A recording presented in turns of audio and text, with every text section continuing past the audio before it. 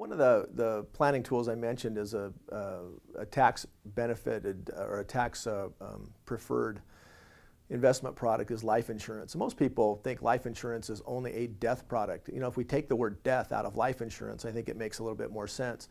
The perception is that if I don't have dependents, then I don't need life insurance. If I don't have, or if I have other priorities like mortgage and other expenses, I couldn't possibly afford life insurance. Or maybe I'm just too young to worry about it because I'm healthy and I'm not going to die for a long time. Why should I, even bother with it? Those are the common, I think, misperceptions about life insurance and why people don't even look at it as something they need. It's an incredibly good financial tool, especially if you focus on the cash value aspects of life insurance. A lot of life insurance policies still offer the highest growth rates out there for safe money. With CDs paying almost zero, with annuities, interest rates are dropping on the fixed annuities just like a rock, down in the 1, 2, maybe 3% range nowadays.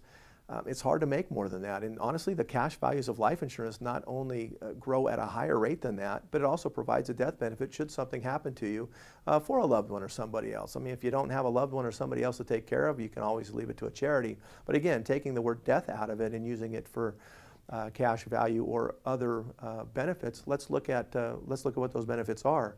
You can put money in a savings account surrounded by in the chassis or in the life insurance vehicle, and have it grow tax-free, and then even take it out tax-free. Not like an annuity where you have to pay taxes later, or like a stock or an investment where you only pay taxes when you cash it in. You don't even have to pay taxes on the cash values of life insurance because the death benefit is tax-free. Now again, I said I'm not going to talk about death, but because the death benefit is tax-free and that death benefit will pay off any loans you take on the cash value, you can put money away. When you're retired or when you need money, you can take a loan against your life insurance policy.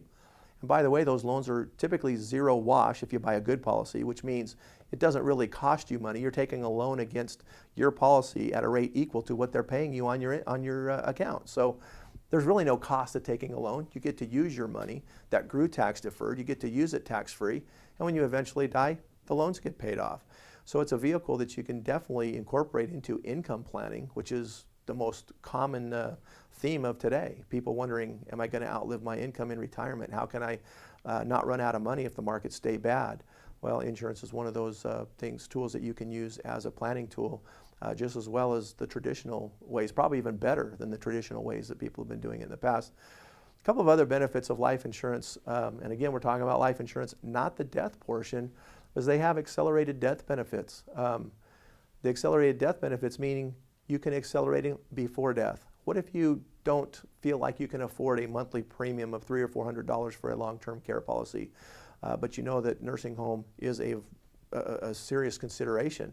Maybe you've had family members go to a nursing home and it's cost them arm and a leg. They've wiped out their entire fortunes because they've stayed in a nursing home a few years before passing away. And you don't have to be old to go to a nursing home either. You could have a heart attack in your 30s or 40s and need some recovery period in a long-term care facility, or a stroke, heaven forbid, like my father did when he was in his 50s and was invalid for about 3 years of his final years.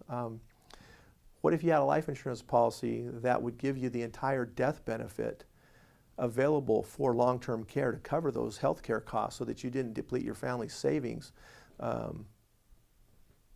during that time that period of illness? That would be huge for most people. But I think people overlook that and just think, well, that's life insurance. That only helps you when you're dead. Well, that's not true. It has a lot of benefits. There's a lot of other ways that we haven't even had time to explore here today. But that's my feelings on life insurance. It's definitely a tool that everybody should consider for at least a portion of their planning.